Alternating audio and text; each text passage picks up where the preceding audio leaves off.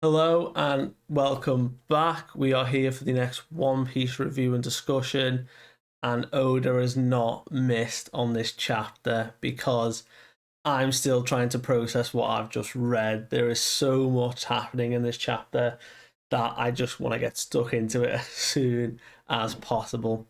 So there is no cover story for this one, but we get a lovely colour spread from my boy Zoro, all his glory, just absolutely shredding it. And around him, we have the Shimotsuki clan, the people who raised him. We've got Kuina and her dad, and also the past Shimotsukis who fled from Wano.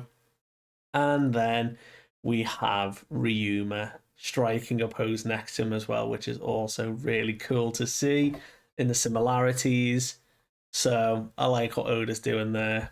But without further ado, chapter 1094, Saint J. Garcia Saturn of the Five Elders, the Science Defense Warrior God.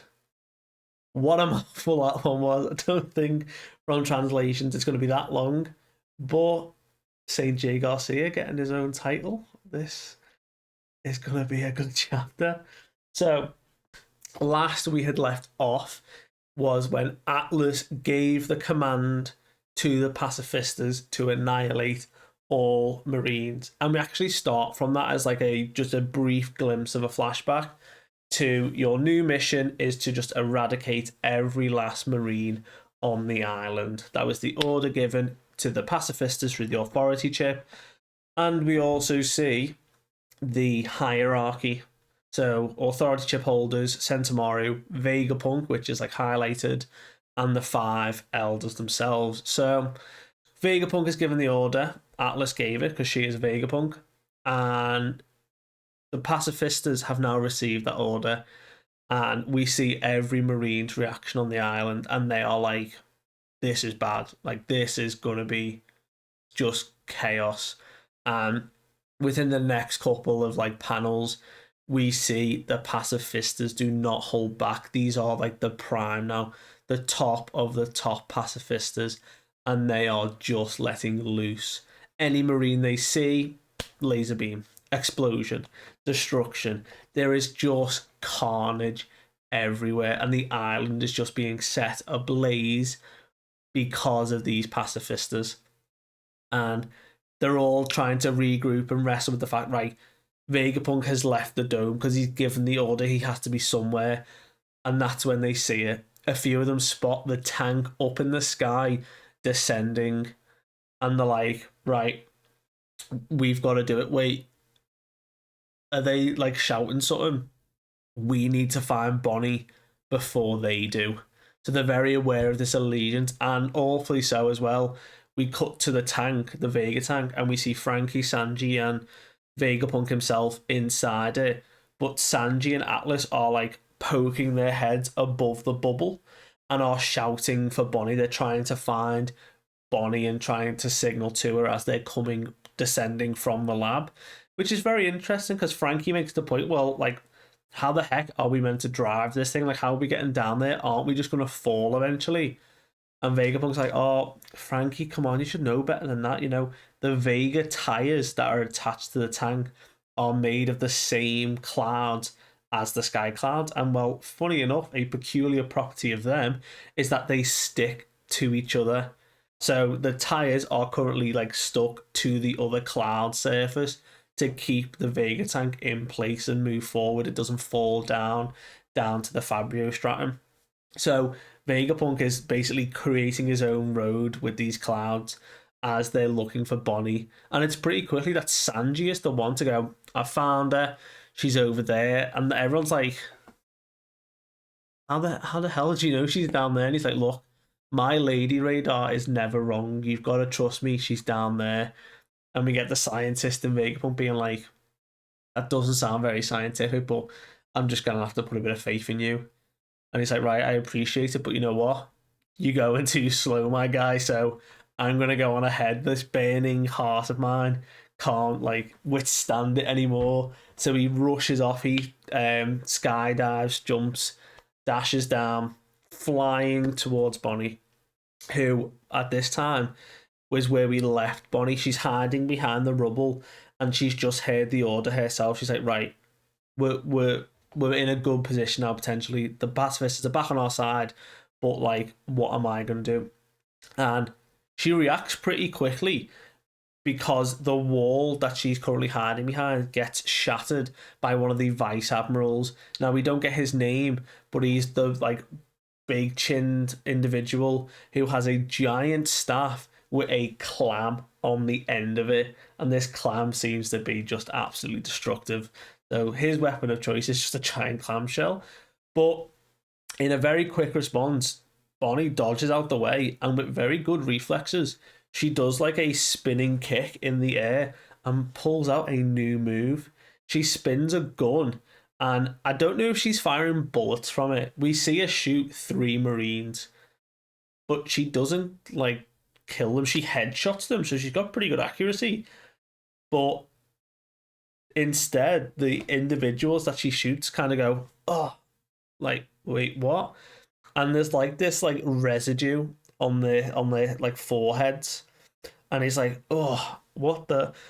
And then immediately goes into like the worst pain imaginable. His face becomes a skeleton, and then flashes back to him, and he's already like crying and in like a lot of pain, and just faints. So this incredible new technique called NDE, near death experience, from Bonney. So she is manipulating her power to make these individuals feel like they've just died. They've gone through a near death experience. And the vice admiral comes over and is like, look, like, what's gone into you guys? Like, pull it together and like, look, we've just seen the river Styx. This we ain't going anywhere. Like, they are in a lot of pain. She has just simulated death to them. So they're not up anytime soon. The poor Marines, not going to catch a break this chapter. But Bonney manages to evade them and start to run. And a pacifista's the one blocking the way and is saying, I'm not going to let you past. And now she's questioning, like, wait, hold up. I've just heard the order from Vegapunk that you're on our side now. Why are you, like, going to stop me? But before she can finish, we see attached to the back of this pacifista is the old, like, granny vice admiral. And we get a name for her, Bluegrass. So I'm sure she's going to have, like, blue or green hair or something, because that'd be pretty cool. But she seems like she got those headphones, like, proper, like, goggles on. But she has attached something to the back, or she's like holding something on the pacifista and just like sort of straddled on top of it. And she's like, oh, like, don't worry about it, dear. It's just this one that hasn't been affected by your new orders. But that's because of me, because, I'm the driver woman. My ride fruit allows me to hijack things. So already this Marine's got a pretty cool devil fruit. She can attach herself to something and then she gets command of it. Like, the properties of that actually is very versatile. We don't know if it's like living things she can do as well, but to jump on the back of one of the strongest pacifistas ever created by Vegapunk and just go, yeah, it's mine now. Like, it follows my orders, not yours. Like, that is superseded even the 5 elders, like, authority. But she's more concerned about her subordinates who have been aged in various ways by Bonney, and it's like, look, if I get rid of you, maybe that curse will like reverse back, so I'm going to destroy you now. And Bonney just freezes in this moment. She's looking for the first time again, probably for a while, at her dad, Kuma, and she's like thinking about it. And there's a very like statuesque pose from Bonney before the laser's about to hit her, and Sanji comes in just in the fraction of a time and saves her and is like, look, like, Bonney, you can't freeze up like that. The others told me that Kuma was your dad. Okay, I get it, I understand. But you've got to keep your head cool. Like, you've got to be level-headed here, because this isn't a time to like phase out now with all these Marines around. And lo and behold, as he's saying this, the clamshell vice admiral individual is coming down with his move of whacking Otter, and he just erupts the ground. So this very brawlery type, like, tank individual wants to be in melee, like, lots of strength here. It's very good as a vice admiral. And they're like, look, we just gotta get out of here.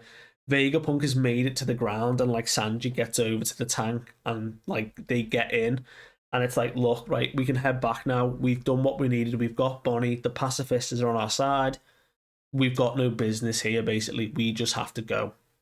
So we actually jump back up to the lab, and we have the continuation of Luffy and Kizaru's fight, but it's only brief. It's Kizaru basically saying, I'm afraid that like I've got a job to do. Like I've come here to assassinate Vegapunk. I gotta go. I can't keep playing around. And lo and behold, Luffy's like, well, actually, that's kind of funny, because that's the idea. That's my job. I'm actually here to stop you. So what a pain that is. And Kizaru just dips again. This man made of light. He just starts beaming off towards the direction that Vegapunk went. And Luffy, with his like treadmill legs, begins to shoot across the sky and chase. But it's at that moment everyone stops. This is like, it's almost where the music just shifts, or like the music cuts out, because everyone's reaction is like, what's that? Lucci, Zoro, they stop fighting. Luffy and Kizaru in flight. Jinbei registers this presence. Now we see Nami, Usopp, and Chopper carting Robin somewhere.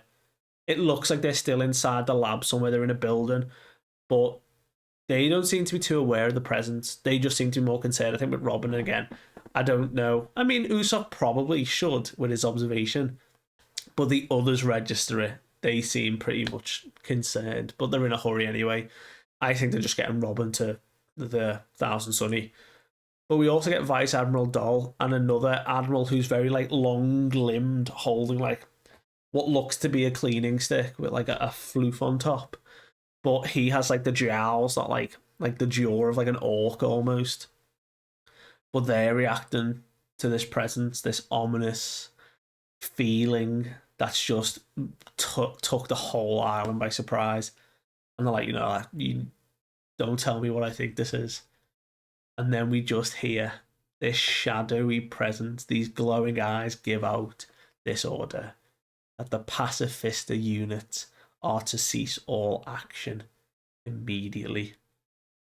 And this rings out, and Vegapunk looks around. He's like, wait, the pacifistas have just like stopped. Like, why aren't they protecting us? Like, have they forgotten the orders? Like, did you forget to order them? Like, they're questioning each other. Like, wait, what's just happened? And Atlas puts it together. It's like, look, the only people with a higher authority than us, the Vegapunks, are the five elders. Now, just to tangent here for a sec, Vegapunk is, if he was always planning to overthrow or to go against the five elders in the world government, why would he program them to be the highest authority? Like, I understand maybe it was to save himself and just like save face, but surely the smartest man on the planet would have came up with some override key, some subroutine within their programming that meant he could supersede in a certain very top secret way the five elders, because he's just gave them control. Maybe again, it's not very rare. It's never happened that the five elders have ever left Marijois, so maybe that's what he was thinking. But lo and behold, Vegapunk, you've just handed over a lot of pacifistas to their control, because we know Von who's here. And where the Marines are in the Fabio Stratum, this like large teleportation circle, a magic circle is what they call it, opens up on the floor. All these runes, glyphs, this like star pattern, giant beaming like fire just erupts and starts like summoning all this like lightning and like encompasses this area. And like that is just peculiar. Like what is actually going on down there? Like this is actually really cool. They've made a trail of like sky clouds, like a road that the Vega tank is traveling on, so they can see what's happening down still. But then for all the Marines, another message is relayed, and it says, all Marines on the island, be advised, Saint Saturn of the Five Elder is about to make landfall on Egghead. Can you just imagine that moment? Can you imagine like invading this island? You've been on hundreds of raids against pirates, against whoever, revolutionaries. Can you imagine the state? Like you're just on another raid, but on the comms you just hear, please be advised, Saint Saturn of the Five Elders, the one of the five Gorosei, is about to make landfall on this island. Like, what? But the message that follows is even more frightening. As we watch it, and this is such a good shot from Oda, we watch like a very dynamic shot of like the Vega tank like going along the sky clouds while a giant inferno engulfs like the landscape. Like everywhere is just covered in this fire in this panel, and like lightning's going off, like probably just hacky. It is intense. And the message reads that anyone who is below the rank of Commodore is to hereby never, never look in this direction. You have to avert your gaze, and any transgressors will not be forgiven. So if you don't have the rank of Commodore or higher, you are to look away now. And you're probably thinking, like, come on, you're going to need to sneak a peek at whatever's coming here. Like, this is never something you've ever seen before. Like, what's actually looking? And everyone else is, like Sanji and like Vegapunk in the Vega tank, like, what's that explosion? Like, did that announcement just say that a Five Elder is actually here, like on the island? Like, surely that's not possible. And Vegapunk's like, look, they are the most powerful individuals in the entire world. Like, we have a problem if one of them's here. And Frankie's like, look, whatever's happening, it doesn't matter. We just have to concern ourselves with just getting the hell out of here. Like, we are not staying. And we see a close, better shot of the circle. And there's like, it looks like the number 5 is like present between like the star. But the fire itself is now like a darker and just erupts. And Sanji's like, look, something's coming out of that. Like, what is it? And we see the Marines first.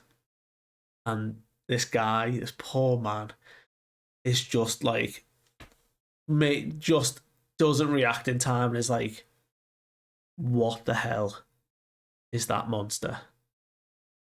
And his friend tries to save him. He's like, look, quiet. We're not meant to see this. We just need to like turn away. But he doesn't even get his sentence finished before we see just the top part of Saint J. Garcia's head, and his eyes like burn with just like anger. And this Marine's head explodes. Like, Garcia just looks at this individual, this Marine who looked at him, who wasn't the rank of Commodore or higher, and just explodes his head. Like, my brother? Why? This guy who's on your side fighting for you, and you just go, die. He looked at me. Like, and then there's like his mates next to him, just like, oh, I'm not looking. I'm not gonna look, I promise. Like, this dude is crazy, and this isn't even the best part. Because just after, we get the full shot of St. J. Garcia Saturn, the 5 Elder planets, the defense science warrior god, in what it has to be his mythical awakened zone form. And I cannot stress this enough how big this man is now. The bottom half of St. J. Garcia is now a spider. This already just puts Black Maria to shame. Like, I'm sorry, Black Maria, you had this whole cool web thing going on in the spider. No. St. J. Garcia comes in with like fire legs of the spider, a huge black body, and his beard has become more like fluffy and just like encompasses his whole head now, like a big cushion. and he too has the black flame clouds that surround his arms and around his back to signal his awakening. Now, whether we're going to get an explanation from this, but this is now Oda showing us that two Marines, or two strong individuals, Lucci and St. J. Garcia Saturn, have black clouds instead of Luffy's white clouds. So whether it's something to do with their skill set or the person who they are or the type of devil fruit they're using, but I'm going to assume that when this devil fruit gets named, because it doesn't get named in this panel, we just get the title card for him again, like a reintroduction to the badass that is St. J. Garcia Saturn. But we don't get the name of his fruit. Now, theories are already being circulating, and one prevalent one is the fact of the Ushi Oni, and it is a yokai from Japan that has the body of a spider and the head of a bull. It's a very, very similar. Jay Garcia's got these huge bull horns. He's got the body of the spider. It tracks. Also, a yokai being like a demon, like that is just such a badass power to give one of the five elders, because that just makes you think, like, what have the others got? Like, this guy's, it's got to be mythical. There's not a chance this looking at this picture alone is anything less than mythical, because we're in the big area now of like competitors for Luffy to have to go up against, and hell, even like Sanji has to, or Zoro might have to deal with this, because this is crazy. This guy is huge. Like, nowhere to, I don't know how big this guy is, but gotta be almost as big, if definitely wider than Kaido. And Kaido was huge, but this is just intimidating. Anyway, he lands from this magic circle that he's probably created through his devil fruit, and he's like, can't even remember the last time I, stepped foot on land. The last time I was here on the surface. Man dropped in like a Dark Souls boss and looks like one as well. Like, this is intimidating as anything. And everyone else's reaction is like, what is that thing? Like, the out of this world.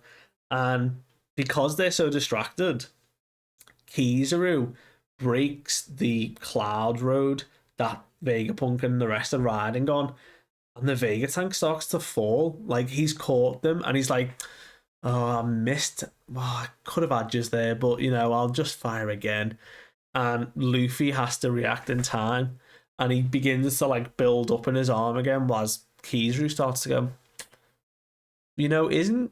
aren't you reaching your limit about now? Like, I think you're there, aren't you?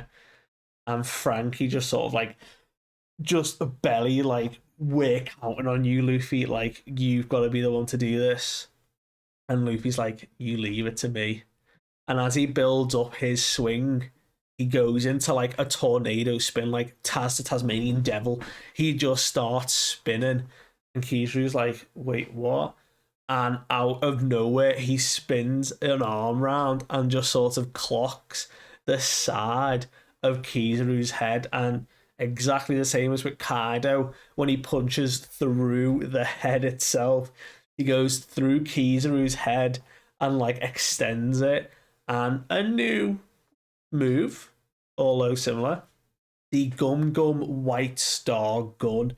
So in the same vein as when he punches Kaido, this time he punches through Kizaru and carries on going through his head, but the impact causes like stars to appear, like he's just like knocked him unconscious like in a cartoon, which again is very on point for what Gear 5's trying to do. But Kizaru himself is like, right, this isn't good now. We've got a problem. But Luffy realizes he has reached his limit and begins to deflate and goes into like his cloud spiral of like losing control and begins to like fall. And we just get a shot of St. J. Garcia looking up at him, and the sort of grimace on his face when he goes, Nika. He refers to it as the fruit. Like, he knows it's Nika. He knows what it's about. Is it possible that St. J. Garcia has fought Nika before, and that's why he's aware of it being called Nika? Sun God Nika. He looks terrified. Like, the eyes, he looks concerned. Just because Luffy's reached his limit doesn't mean it. The fight is over right now. But St. J. Garcia is a man of action. And this is a beautiful shot of like him just stood there as Luffy hits the ground, and simultaneously so does the Vega tank. And we have a beautiful double page spread of the ominous man, his giant spider legs stuck into the ground, Jay Garcia, staff in hand, still like pressed into the ground, looking down at the Vega tank remains. And Frankie is checking on Vegapunk, making sure he's alright. Sanji has Bonney in his arms still because she's still beat up, but he's also checking in with Atlas, being like, "Yo, Atlas, are you alright?" Atlas is like, "Look, I'm good." Is dusting off, getting up, and like, for size comparison now, Atlas is a huge robot. We saw this when she was like walking around in the other panels. She looks tiny in comparison to just this guy's leg. Like, she might be the same height, but Atlas is this big. St. J. Garcia is like this big. Like, this is a massive threat now. Man really is a Dark Souls boss. Wow. Just keep looking at how big he is. And his flame clouds as well are so intimidating for his awakening. Like, man came in through a magic teleportation portal. Like, what else is his devil fruit going to be capable of? Well, I guess we'll find out next chapter. But before that, Vegapunk addresses him. He's like, "I presume you're Saint Saturn then?" Because he only, met the Garcia when they were in human form, but you can kind of get the gist. And he's like, it's in me in the flesh, I see you've managed to cling to life, you've not died yet, Vegapunk, but we actually come to Bonney, who jumps out of Sanji's arms and instead is replaying thought from what I think is a conversation that she witnessed in Kuma's memories. Because it's like, look, I've given the order, Vegapunk. Erase his individuality completely. Make sure there's no trace of him. And then the response is like, but if we do this, then Kuma's. And this is when the conversation ends. And Bonney has leapt up, sword in hand. She's pulled a katana from somewhere, probably from the floor. She might have found it. And she has pierced through St. J. Garcia's chest. She has taken the initiative and attacked into one of the 5 elders while he's in his awakened zone form. Drew some blood, to be fair, but she is just screaming his name, Saint Saturn. Like, she is engulfed in fury now. And that is where we end the chapter. But there is no break next week, so I'm looking forward to seeing what this badass has got in store for everyone on this island, because I actually cannot believe we've already got his awakening. Egghead is wrapping up rather quickly now, because the only thing they can do is run. This is even worse than Sabaody 2 years ago, when they all had to flee from Kizaru the first time and Kuma sent them all away. No. This is we run or we die, because one of the 5 elders is stood here in an awakened zone form. I wonder what Lucci's reaction is going to be to this. Like, one of the 5 elders is an awakened zone user, mythical, and he's just here, just like, yeah, you boys couldn't get the job done. So, for the first time in 1,000 years, one of us is coming to do the job. Oh, And we've still got if there's Blackbeard pirates around on the island, like Luffy and Carrying Davon is the theory of where they've been while Blackbeard fought with Law and stuff. If they're around on the island, it's like they could just go, yeah, yeah, now we're gonna leave now, and we're gonna go and tell our captain, our commodore, you know, what one of the five elders looks like, and say, look, this is one guy. Imagine what the other four are like. Like, this is a mythical awakened zone of what probably is a demon. Are the other ones going to be demons? That would be a little cool connection because they've all got to be as strong as each other. They're the five elders for a reason. I am just enamored by how big this guy is. He looks like he's still sat in his pose. Like he's so comfortable in that pose of like his staff here.